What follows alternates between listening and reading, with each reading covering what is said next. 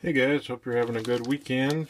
So today I'm doing an overhaul on an FS45 curve shaft Stihl, and I got a carb kit in the mail, but it was the wrong one because the diaphragm gasket has this hole in the upper center here, and the one I got did not. So I had to reorder my kit, and it came in this little convenient plastic case here.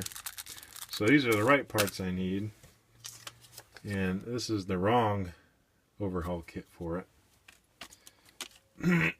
So we're going to clean it all out, put it all back together again for the customer, and we'll be back in business. So I already disassembled it. As you can see, I already cleaned out this side, and I have yet to put this side back together again with the diaphragm. So we'll open up our little case here and get the gaskets we need, like so. I'll use those for future endeavors. It's always handy when you work on stuff like this. Is my small carburetor gasket hoard, and like every kit or any usable gasket that I take out is something I put in here, because you never know, and it's always handy to have it. Not to a hoarding quality, but you know, clean it out every once in a while. Alright, so whenever you're working on these, make sure that you don't use compressed air, because that can blow out some passages. Plus it'll give you tinnitus, and nobody wants tinnitus. So now, line everything up. Put that on. I like the bottom better because it has those alignment pins in it, whereas the top you just kind of have to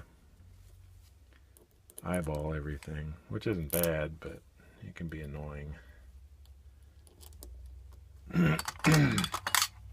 So whenever you overhaul a carburetor, if it's been sitting for quite a while, then you're probably better off buying a new carburetor, because a new carburetor for this machine and the fuel lines and the fuel filter and everything was like 16 bucks. But I took the gamble because it did run. It didn't run great, but it ran. So I took the gamble on an overhaul kit, because I don't know what it is with people and just wasting stuff nowadays. I mean, sure, it's cheaper to just buy a new carburetor, but if the old carburetor works just fine, just clean it out and put a new gasket set in it. I mean, how hard is that? Alright, so there's our done carburetor. I'll throw the bad gaskets away here and throw it back onto the machine, give her a little bit of a tune, and we'll see how we are here. So let me get it back on the machine here.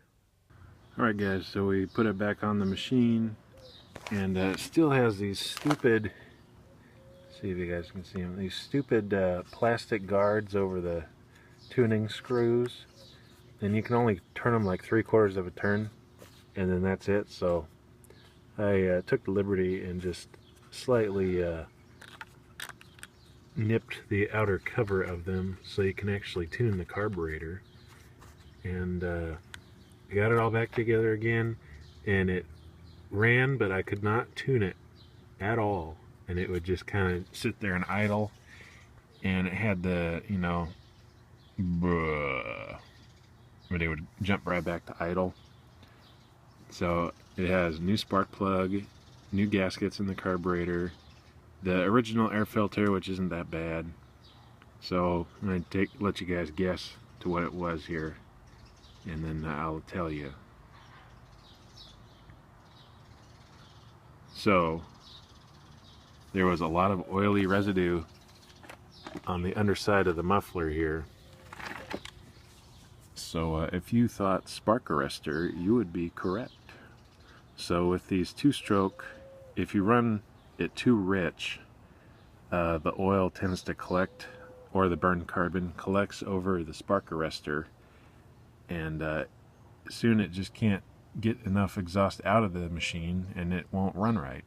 So I took the muffler off and blowtorched it, got it really stinking hot, like glowing red, and I was able to take the spark arrestor out of it, and it was clogged still, so I had to blow that all off with my blowtorch and throw it all back together again. So now it runs like a champ, like it should have.